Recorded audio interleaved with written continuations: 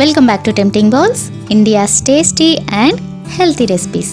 నేను మీ సిరి సంతోష్. టెంప్టింగ్ బౌల్స్లో ఈరోజు special subscribers requested Andhra famous బెల్లం ఆవకాయ పికిల్.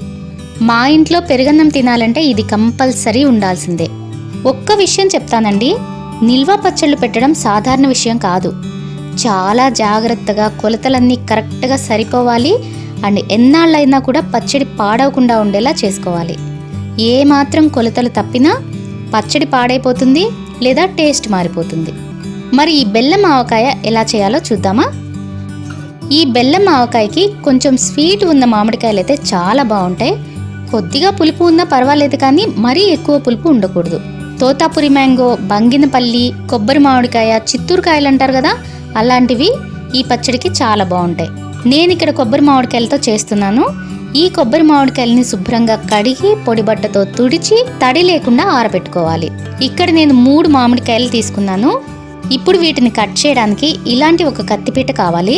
ఇలా కత్తిపీట లేని వాళ్ళు మార్కెట్లోనే కొట్టించి తెచ్చుకొని ముక్కల్ని శుభ్రంగా తుడిచి ఆరబెట్టుకోవాలి. దీంతో మామిడికాయని 2 చెక్కలు చేసి లోపల టెంకని తీసేయండి.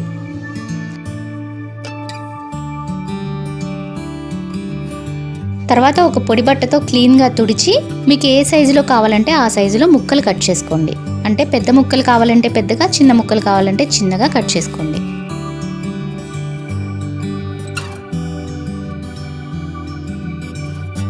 ఇలా మామిడికాయలన్నీ కట్ చేసుకున్నాక ఫస్ట్ ముక్కల్ని కొలుద్దాం.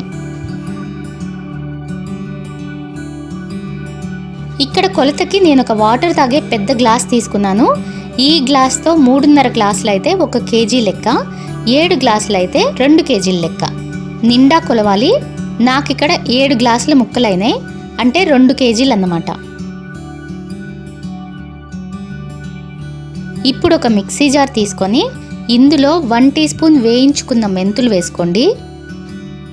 అలాగే ఒక అరకప్పు పెద్ద సైజు ఆవాలు వేసుకోండి. ఈ పచ్చడికి పెద్ద ఆవాలే వేసుకోవాలి, సన్న ఆవాలు వాడకూడదు. ఇవి కూడా వేయించిన ఆవాలు కాదు, 1 గంట సేపు ఎండలో పెట్టిన ఆవాలు. దీన్ని మెత్తగా పౌడర్ చేసుకోండి. ఈ పిండి ముక్కలు కొలిచిన గ్లాస్తో 1/2 గ్లాస్ వేసుకోవాలి.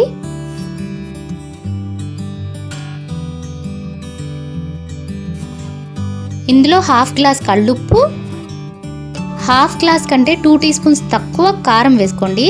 ఎందుకంటే బెల్లం ఆవకాయకి కారం ఎక్కువ పట్టదు. ఈ పచ్చడికి ఉప్పు కారాలు చాలా తక్కువ పడతాయని గుర్తుంచుకోండి. ఇందులో 4 గ్లాసులు బెల్లం వేసుకోండి, అంటే 1 కేజీ బెల్లం. అలాగే 1 టీ స్పూన్ పసుపు కూడా వేసి ఓసారి బాగా కలపండి.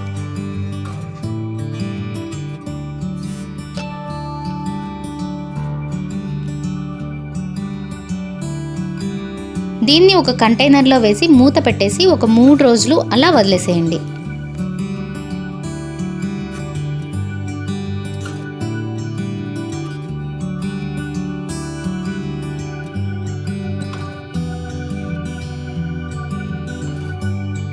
మూడవ రోజున బెల్లం, ఉప్పు అన్నీ కరిగిపోయి ఇలా ఊటొచ్చేస్తుంది. ఇప్పుడు ఊటలోంచి ముక్కల్ని గట్టిగా పిండేసి ఒక పళ్ళెంలో వేసుకోండి.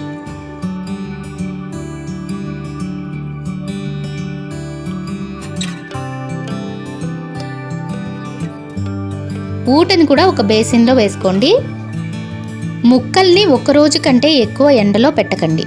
ఎక్కువ రోజులు ఎండితే ముక్కలు గట్టిగా అయిపోతాయి. ఈ ఊటని మాత్రం ఖచ్చితంగా 3 రోజులు ఎండలో పెట్టాలి.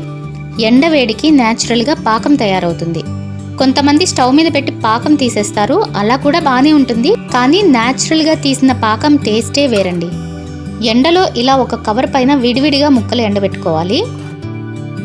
పాకం కూడా ఇలా 2 పళ్ళల్లో వేసుకుని ఎండబెట్టుకోండి, త్వరగా పాకం రెడీ అవుతుంది. 3 రోజులు మాత్రం ఖచ్చితంగా ఎండి తీరాలి, అప్పుడే పాకం రెడీ అవుతుంది. 3 రోజుల తర్వాత చూసారా, న్యాచురల్గా పాకం చక్కగా రెడీ అయిపోయింది కదా. పాకం ఈ కన్సిస్టెన్సీలో ఉండాలి. మరీ చిక్కగా ఉండకూడదు, మరీ పల్చగాను ఉండకూడదు. ఇలా ఉంటే ఊరిన కొలది ముక్క చక్కగా పాకాన్ని పీల్చుకొని కన్సిస్టెన్సీ మరి కొంచెం చిక్కబడుతుంది. ఇప్పుడు దీనిలో ఎండబెట్టుకున్న ముక్కలు వేసేసి ఒక హాఫ్ గ్లాస్ స్కిన్ తీసేసిన వెల్లుల్లి రెబ్బలు వేసుకోండి. ముక్కలు ఊరేసరికి వెల్లుల్లి కూడా ఊరిపోతుంది. ఇప్పుడు ఒక హాఫ్ గ్లాస్ కాచి చల్లార్చిన పప్పు నూనె వేసుకోండి. ఈ పచ్చడికి ఆయిల్ ఎక్కువ పట్టదు. పప్పు నూనె లేకపోతే వేరుశనగ నూనె అయినా పర్వాలేదు వేసుకోండి. రిఫైన్డ్ ఆయిల్ మాత్రం వాడకండి. ఉప్పు, కారం, నూనె 3 తక్కువ పడతాయి ఈ పచ్చడికి. ఇప్పుడు పచ్చడి మొత్తం బాగా కలపండి. ఓవరాల్గా 7 గ్లాసుల ముక్కలకి 1/2 గ్లాస్ ఉప్పు, 1/2 గ్లాస్ కంటే 2 టీ స్పూన్స్ తక్కువ కారం, 1/2 గ్లాస్ ఆవాలు మెంతులు కలిపి చేసుకున్న పౌడర్, 1/2 గ్లాస్ వెల్లుల్లి రెబ్బలు, 1/2 గ్లాస్ ఆయిల్, 4 గ్లాసుల బెల్లం తురుము. బెల్లం ఆవకాయకి ఇవి పక్కా కొలతలండి. మీరు ఇంకా చూడాల్సిన అవసరం లేదు. దీన్ని ఒక గ్లాస్ జార్లో పెట్టుకుని సంవత్సరం అంతా ఎంజాయ్ చేయండి.